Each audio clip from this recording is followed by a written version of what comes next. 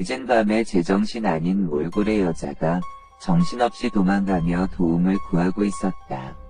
그런 그녀 앞에 수상한 남자가 나타나서 그녀를 강제로 끌고 갔다. 저항하는 그녀를 도와주는 사람은 아무도 없었다. 잠시 후 멍한 얼굴로 그녀가 앉아서 바라보고 있는 것은 자신과 똑같은 처지의 아이들이었다. 벽에는 관계를 위한 수칙들이 붙어 있었다. 남자는 밀실에서 의자에 속박된 채로 깨어났다. 그 순간 다른 남자가 나타나서 러시안 룰렛에서 이기면 돈을 준다고 했다. 속박된 남자는 술에 취해 아무나 붙잡고 돈을 달라며 생배를 부렸던 것이다. 긴장감이 맴도는 시간이 흐르고 남자는 러시안 룰렛에서 이긴 기쁨에 취했다. 하지만 곧이어 절망감에 빠져 눈물을 흘렸다. 홀로 개구쟁이 아들을 키우는 엄마. 그녀는 교육에 매우 엄격했습니다. 하루는 아들이 친구와 싸워서 엄마는 아들을 엄하게 벌하기로 합니다. 반성의 방에 아들을 억지로 집어넣고 곧이어 이상한 소리가 들려왔습니다. 만족스러운 미소를 지으며 착한 아들로 돌아왔다는 엄마의 말. 아들이 들은 마지막 말이었습니다. 야근을 마치고 귀가하는 길에 이상한 할머니를 만났다. 물건 살 것을 요구당했지만 사지 않았고 불쾌한 말을 들었다. 그런데 할머니의 보따리에 얼마 전 죽은 친구의 물건도 있었다.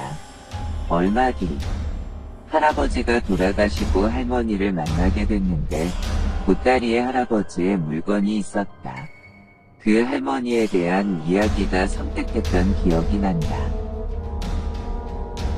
오늘도 외면받았다. 동거인은 나 같은 애가 취향인 걸까? 나 말고도 나 같은 애들은 집에 차고 넘쳤지만 만족하진 못하는 모양이다. 나보다 어린 애들도 많고 툭하면 사진과 영상 찍어서 팔아버린다. 우릴 상대로 돈벌이를 한다. 매번 아이들의 총 인원수도 많고 언제 털려갈지 모르는 두려움에 살고 있다.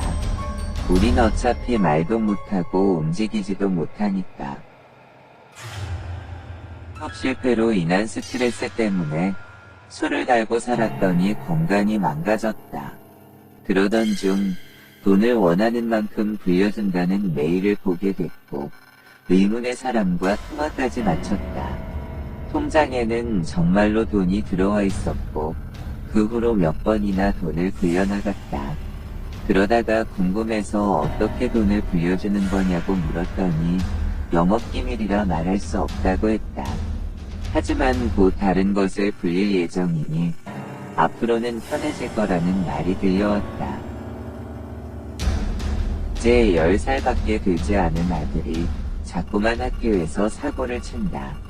벌써 합의금 물어준 게 얼마더라? 사춘기가 일찍 찾아와 반항하는 건 아닌 것 같아 정신과에 데려갔다. 정신과에서 아들의 뇌 사진을 찍어보라는 말을 들었다. 그제서야 깨달았다. 아들은 태어날 때부터 이런 상태였구나.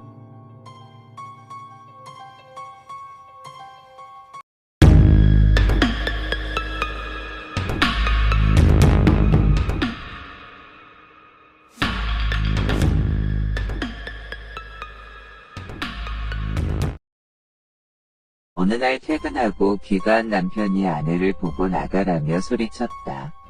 아내와 아내가 안고 있는 아이가 자신의 가족이 아니라는 이유였다. 결국 아내는 시댁으로 가서 모든 것을 말했고 시댁에선 남편을 정신병원에 입원시켰다. 의사들이 남편에게 약을 꾸준히 처방했지만 증상은 나아질 기미가 보이지 않았다. 빈집 아주머니는 수시로 날 찾아온다. 어느 날 갑자기 딸을 소개시켜준다며 13살 차이도 좋냐고 물었다. 그다지 내키지 않았지만 결국 소개팅을 했다. 하지만 소개팅 자리에서 난 도망쳤고 바로 이사를 해버렸다. 최대한 멀리. 새벽 시간 편의점에서 나오는데 이상한 광경을 목격했다.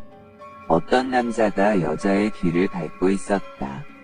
여자의 손목을 잡고 빠르게 달려 그곳을 벗어났더니 여자는 살해금을 준다고 했다.